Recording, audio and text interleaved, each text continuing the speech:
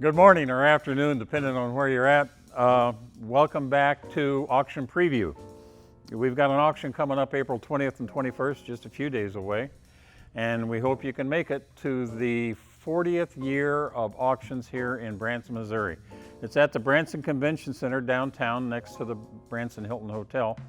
And we've got about 250, 60, 70 cars that'll be rolling across the block. A little bit of everything for everybody. Full classics, exotics, sports, muscle, resto mods, a little bit of everything. And it's really kind of fun. This is one of the cars that I fell in love with the day it came out, which was back in '77.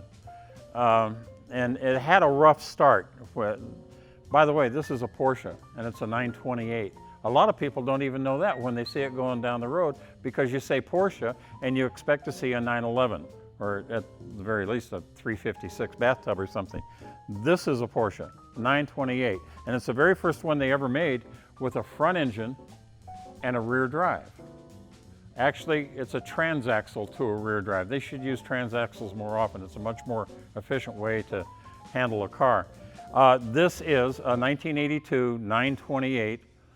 Porsche started out in '77, and they started with a 4.5 liter, and later on they went up to a 4.8 liter, and I think they went beyond that. I think production went up into the 90s, 95 or 96, tough memory. This particular one has a sunroof, it's an automatic, and as you can see, the owner reminded us it's just a little over 48,000 miles, which is pretty neat. The shape on this thing is unique also. It's got a very low drag. It's a 0.48 drag coefficient ratio for the body shape, and that made it very, very efficient, much more efficient than the 911s ever were, and this was supposed to replace the 911s, but it didn't. 80% of these were sold in the United States. 80% of this particular model. Americans fell in love with them, but not enough. I don't know why. It's got perfect balance, front V8, rear drive transaxle, 50-50 balance, beautiful leather, beautiful styling. Why they stopped making them is beyond me. I wish you could still buy a new one. I had at least half a dozen of these in my life.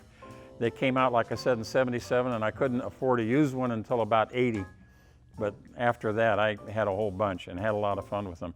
This one in the auction, I'm not sure. My crystal ball's been broken for ages.